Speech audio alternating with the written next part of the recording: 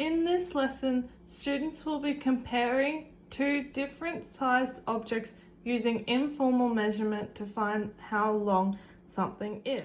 First, we can start with a pen. We can say, using informal own measurements, that this pen is 1 pen's length.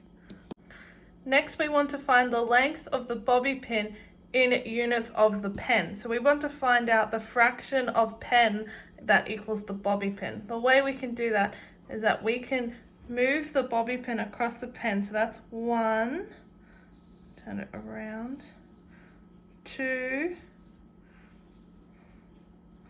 about 3 bobby pins fit into 1 pen. So that would mean, if I want to write it with this pen, in pens, so if we were to write that down, we could say in pens unit, 1 bobby pin equals 1/3 of the pen. Next, we could look at this sharpener, and we could say this sharpener is 1 sharpener in length.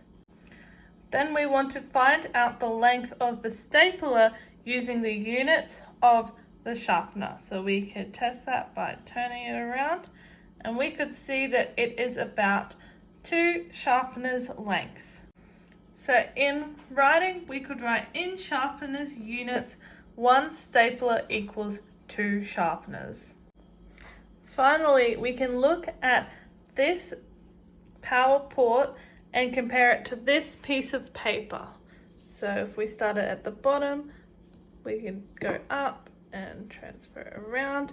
I've already calculated it. It's about 7 power ports up.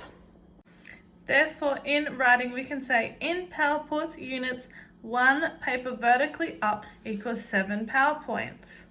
Now, this would probably be easier with connector pens or connector blocks, but if you don't have any of those, using household items can help students with understanding using their own items around their house. You could also use websites similar to this one where it has a length and it has different lengths in different colors, and you can compare dragging in the new lengths and adding them onto each other and seeing how many fit into that one length.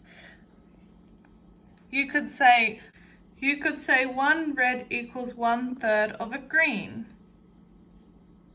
And you could use that for many different lengths and even uneven numbers, where you might say 1 blue equals 1 white and 1 brown.